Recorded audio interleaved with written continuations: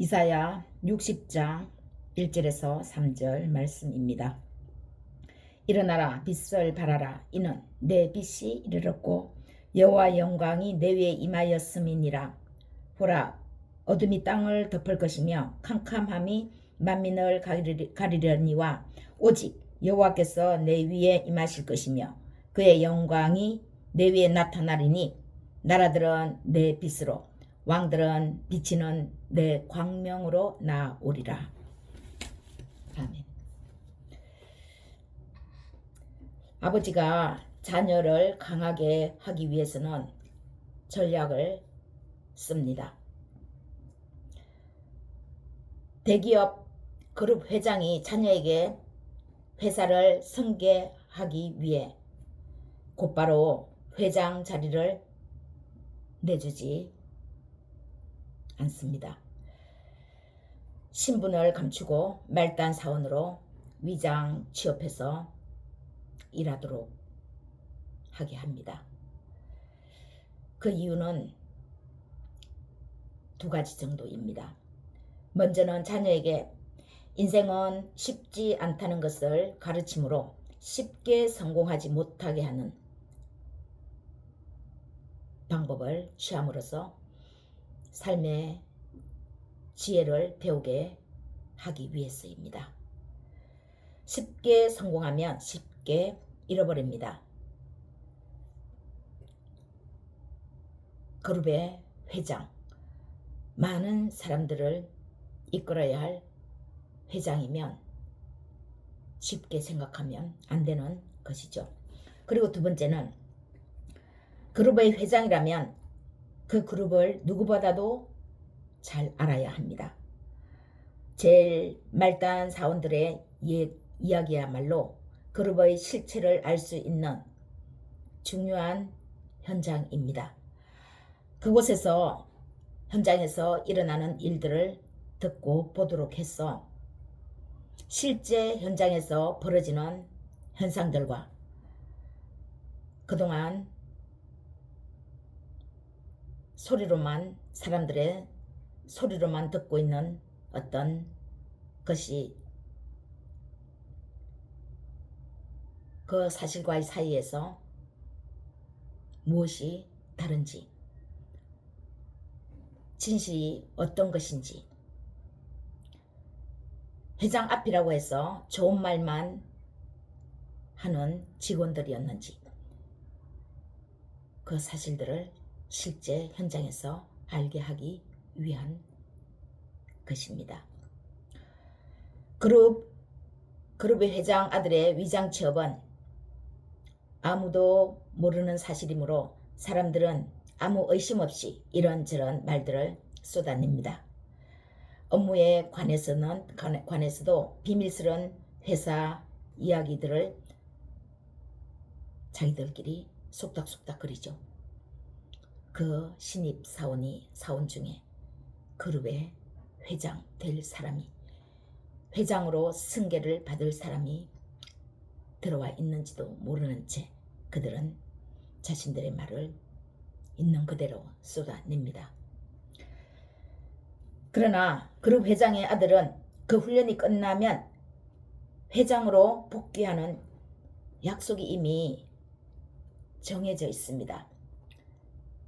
그렇기 때문에 그 말단 사원으로 위장 취업한 아들이 회장으로 되는 것은 시간 문제이지 이미 회장으로는 약속이 되어 있다라는 것입니다. 중요한 건 그가 이미 그룹의 회장으로 내정되어 있다는 사실인 거죠. 하나님은 자녀에게 그룹의 회장이 자신의 아들에게 위장 취업하게 하듯이 이것보다 더 혹독한 훈련을 하게 하십니다. 그래서 자신의 가장 사랑하는 아들, 그것도 둘도 아닌 하나밖에 없는 독생자에게 십자가에서 죽는 죽음의 고통을 기꺼이 부탁합니다. 맡깁니다. 이 고통의 끝에는 하나님이 그에게 그의 이름을 모든 이름 위에 뛰어나게 하는, 이미 하나님의 우편의 자리를 마련해 놓고 계셨죠. 약속입니다. 하나님이 자녀에게 원천적인 고통을 주는 것은 이것이 진리가 아니라는 것입니다.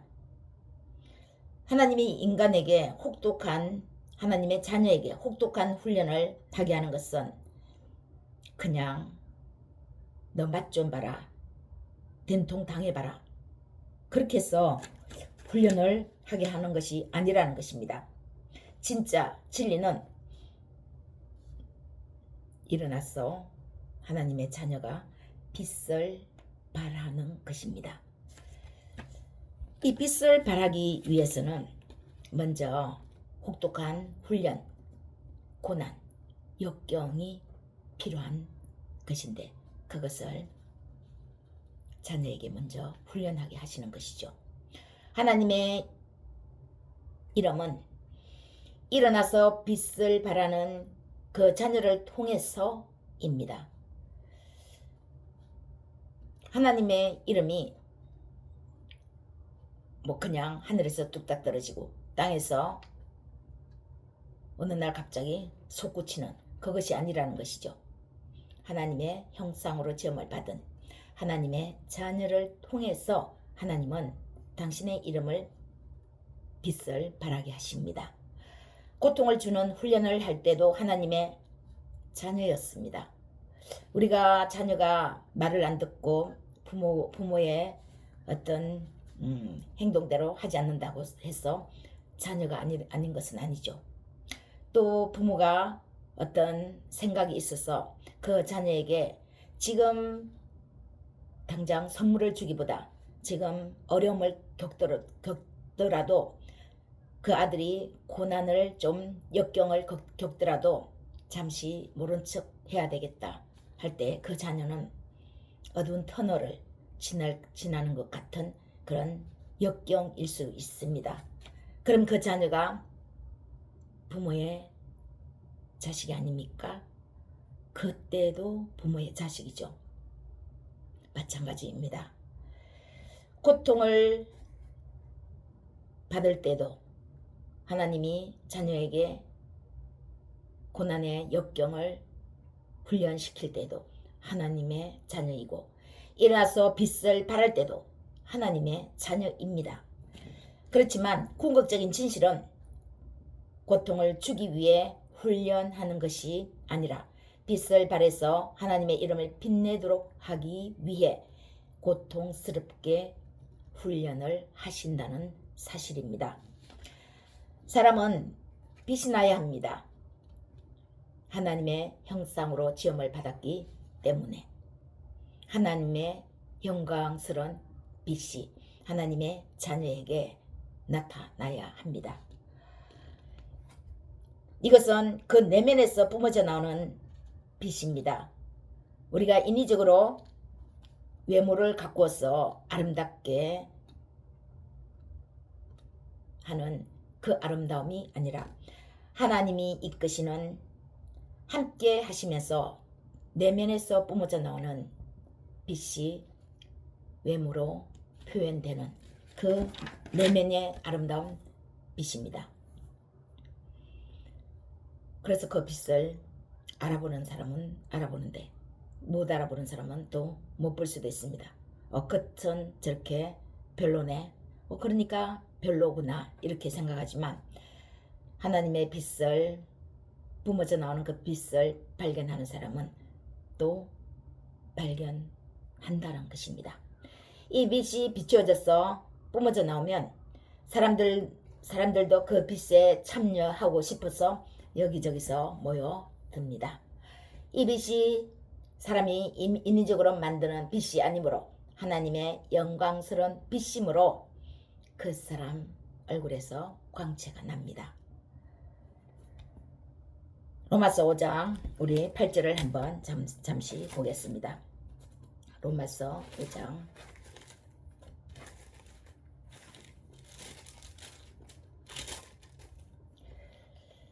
우리가 아직 죄인 되었을 때 그리스도께서 우리를 위하여 죽으심으로 하나님께서 우리에 대한 자기의 사랑을 확정하셨느니라.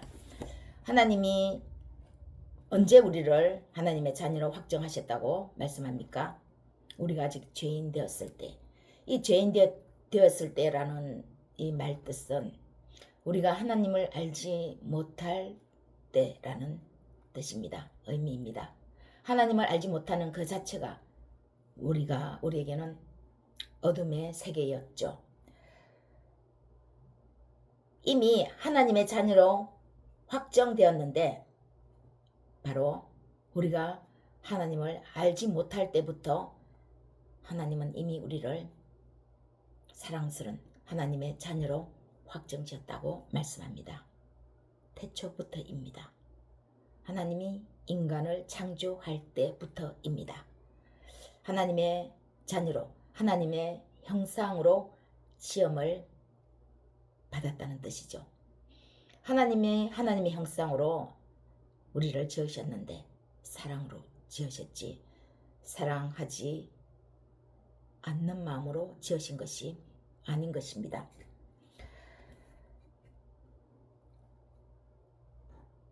그룹 회장이 자신의 아들을 위장 취업시키는 것처럼 하나님은 우리를 역경 속으로 고난 속으로 몰아넣습니다. 그 역경 속에서 고난 속에서 진정한 빛을 발하는 법을 배우게 하십니다. 그러면 우리가 하나님의 빛을 발하는데 어떻게 해야 발하는지 짧게 보겠습니다. 짧게. 먼저 일어나야 합니다. 일어나라, 빛을 발하라. 도전하면 실패할 수도 있고 성공할 수도 있습니다. 그러나 도전하지 않으면 실패도 없고 성공도 없습니다. 당연히 성공은 없겠지만 실패할 일도 없죠. 도전하지 않기 때문에요. 실패할지 성공할지 우리는 알지 못합니다. 모든 결과를 알 수 있는 사람은 없습니다. 다만 우리가 확인할 수 있는 것은 일어나 봐야 한다는 것이죠. 일어나라, 빛을 발하라는 하나님의 말씀만 우리에게 있습니다. 그러면 우리가 해야 할 일은 일어나는 것입니다. 솔직히 말하면 우리의 빛을 발하는 것은 우리의 소관이 아닙니다. 빛을 발하는 것은 하나님이 하시는 일입니다. 우리가 해야 할 일은 일어나는 것이죠. 일어나는 것은 우리의 몫이고 빛을 발하는 것은 하나님의 몫입니다. 그런데 일어나라고 하십니다. 하나님께서 빛을 발하시겠다는 증거입니다. 뜻입니다. 왜 그렇습니까? 하나님께서 말씀하십니다. 여호와 영광이 내 위에 임하였음이니라. 우리는 알지 못하는데 하나님이 자신의 영광의 빛을 우리에게 비추어 놓았다고 합니다. 영광의 빛을 비추어 놓았는데 일어나야 그 빛이 비춰지는 것이죠. 그 빛이 빛을 발하는 것이죠. 하나님의 심판의 시간은 분명히 있습니다. 그러나 이 심판의 시간이 하나님의 자녀에게는 영광의 시간입니다. 그 대신 하나님을 무시하고 하나님이 어디 있어? 라고 그동안 함부로 하나님을 멸시하고 악행을 저지르는 사람들에게는 무섭고 두려운 시간입니다. 하나님의 심판의 시간이 이러한 하나님을 멸시하는 자들에게는 무섭고 두려운 시간이지만 하나님의 자녀에게는 영광의 시간이라는 것입니다. 똑같은 시간이 이르렀는데 한쪽은 영광의 시간, 한쪽은 두렵고 떨리는 심판의 시간이 동시에 마련된다고 하는 사실입니다. 보라, 어둠이 땅을 덮을 것이며 캄캄함이 만민을 가리려니와 오직 여호와께서 내 위에 임하실 것이며 그의 영광이 내 위에 나타나리니 나라들은 내 빛으로 왕들은 비치는 내 광명으로 나오리라.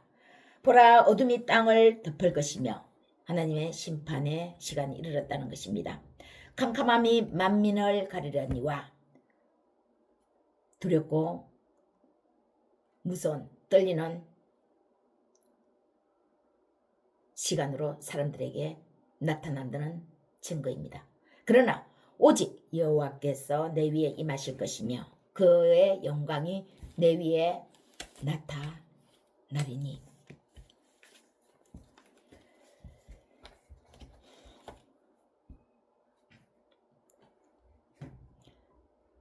하나님의 시간은 천년이 하루 같고 하루가 천년 같기도 하죠. 이 말은 어느 때이든지 우리에게 자신의 영광을 나타내시는 것은 그것이 곧 가장 좋은 시간이라는 것입니다. 우리에게는 더디 올 수도 있는 거고요. 생각지도 않았는데 빨리 어떤 우리의 생각하는 시간이 다가오기도 합니다. 다만 하나님은 자녀에게 가장 좋은 것을 주신다는 사실입니다. 우리가 길고 어둡게 느껴지는 그 시간도 하나님은 가장 좋은 때를 위해서 기다리는 시간입니다. 하나님은 우리와 같이 이런 시간 계산이 아닙니다. 얼마 남지 않았기 때문에 빨리 줘야 되겠다. 많이 남았기 때문에 시간이 많이 남았기 때문에 좀 더 천천히 줘도 되겠다. 이렇게 시간 계산을 하지 않는다는 것이죠. 우리처럼 이런 시간 계산이 하나님의 계산과 맞지 않습니다. 다만 하나님의 자녀에게 가장 좋은 것을 하나님은 주시는데 그것이 때로는 우리에게는 엄청 길게 느껴질 때도 있고 또 어떤 때는 생각하지도 않았는데 빨리 좋은 일이 우리에게 다가왔네. 하나님의 은혜가 주어졌네. 이렇게 생각할 수도 있다라는 것입니다. 이렇게 시간 계산을 하는 것은 우리 입장에서 할 수 있는 것이죠. 하나님은 시간과 공간의 이 개념에서 초월하시는 분이십니다. 4절, 5절, 6절 우리가 읽지 않았는데 한번 말씀을 보겠습니다.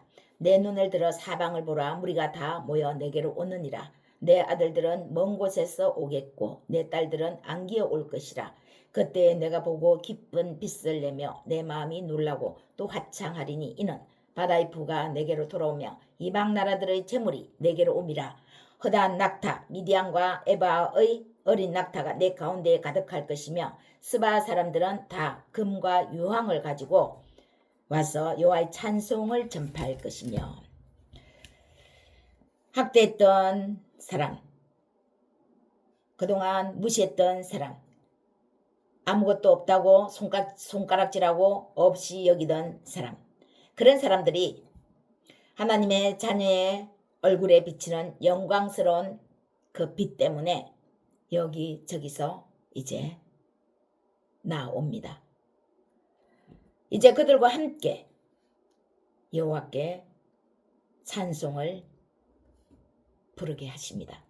그들이 하나님의 영광스러운 자녀에게 나타나는 그 빛을 보고 그에게 다가왔어 그와 함께 오히려 하나님을 찬송하게 된다는 것이죠. 전도서 3장 1절 말씀을 보면은 다 만물은 다 때가 있다고 말씀합니다. 진취적인 삶으로 나아가시기를 축복합니다. 진취적으로 나아가야 할 때 그렇지 않으면 오히려 그 반대로 피폐할 수가 있습니다. 기회를 빼앗겼다는 것은 다른 말로 하면 하지 않았기 때문에 피폐해진다는 것입니다. 기회를 놓치면 그냥 기회가 지나갔네. 그것이 아니라 오히려 기회를 놓친 그것뿐만 아니라 삶이 오히려 더 피폐해진다는 것입니다. 예를 들면 공격할 때 공격하지 않으면 야구에서 수비를 할 때에 공격을 당하는 것과 같은 것이죠. 공격할 때에 제대로 공격을 안 하면 그 다음 수비할 때 오히려 상대편으로 인해서 공격을 당하게 됩니다. 점수를 잃게 되는 것이죠. 이미 영광이 내 위에 임하였다고 말씀하십니다. 독수리가 날아오르는 힘은 2m가 넘는 큰 날개를 활용하고 상승 기류를 이용하여 창공을 나른다고 합니다. 독수리의 그 세차게 날아오는 그 힘은 독수리의 2m가 넘는 날개에 있는 것입니다. 독수리의 힘이죠. 하나님의 자녀는 하나님의 말씀이 임할 때입니다. 하나님께서 말씀을 주실 때입니다. 그때가 힘이 있을 때입니다. 오늘 이 말씀, 일어나라 빛을 발하라. 하나님께서 말씀하십니다. 하나님의 말씀을 나에게 주시는 나의 말씀으로 받는 것이야말로 은혜입니다. 내가 예배하는데 하나님이 나한테 말씀하시지 누구한테 말씀하시겠습니까? 그 말씀을 받는 사람이 곧 하나님께서 지금 은혜를 주시는 것입니다. 이 말씀이 우리 모두에게 하나님을 예배하는 우리 모두에게 각자 자신의 상황에 맞는 은혜로 다가오기를 축복합니다. 우리 모두에게 이런 독수리가 힘있게 창공을 나르듯이 하나님의 말씀에 의하여 힘차게 날아오르는 일어날 수 있는 힘이 펼쳐지시기를 예수님의 이름으로 축복합니다.